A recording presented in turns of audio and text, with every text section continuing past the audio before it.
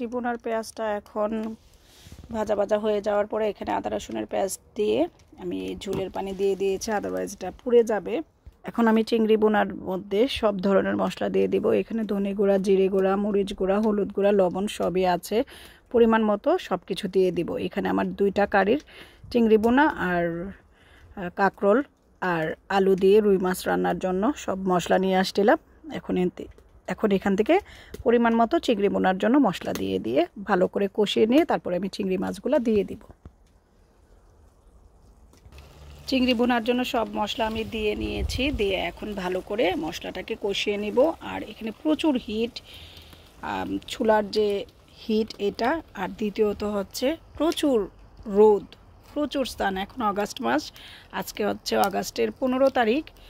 আর ওই যে শীতের কাপড় চোপড় যা আছে সবই ধুয়ে দেওয়া হয়েছে। এরপরে যদি রোদ আর এরকম না হয়, এই যে এখানে জ্যাকেট ধুয়ে দেওয়া হয়েছে। এখন আমি চিংড়ির মশলাটা ভালো করে কষিয়ে আসলে দেন আমি এর মধ্যে দিয়ে দিব চিংড়ি মাছগুলা।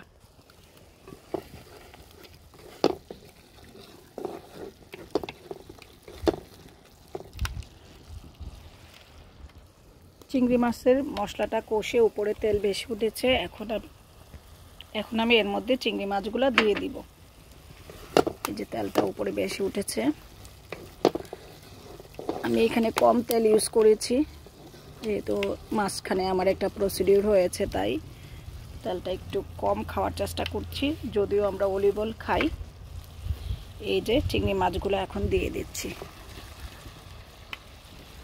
চিংড়ি মাছগুলো দিয়ে দিয়ে এখন আমি ভালো করে মশলার সাথে চিংড়ি মাছটাকে মিশিয়ে নিয়ে কিছুক্ষণ সময় নিয়ে চিংড়ি মাছটাকে রান্না করে নিব।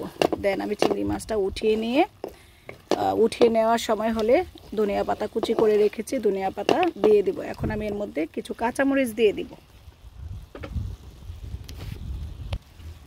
এই যে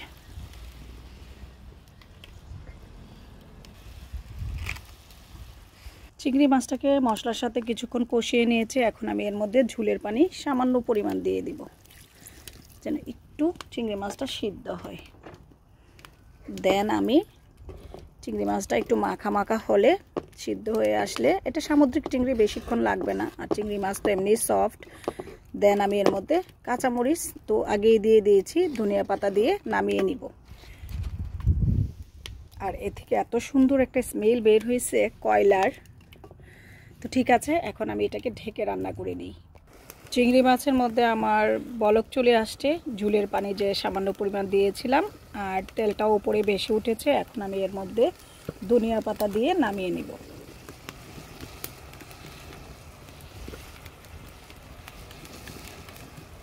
একটু নাড়িয়ে দেই। মাশাআল্লাহ, এটার থেকে খুব সুন্দর স্মেল বের হয়েছে, প্রচুর হিট।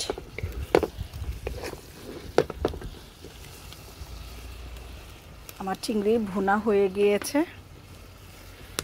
চিংড়ি ভুনা আমার ডান। এখন আমি এটা নামিয়ে নিয়ে একটা সার্ভিং ডিশে সার্ভ করে নিয়ে আমি কড়াইটাকে ধুয়ে তারপরে আমি কাঁকরোল আর আলুগুলাকে ভেজে নিয়ে রুই মাছের কারিটাকে রান্না করে নিব। ঠিক আছে, এখন চিংড়ি মাছটাকে নামিয়ে নিই।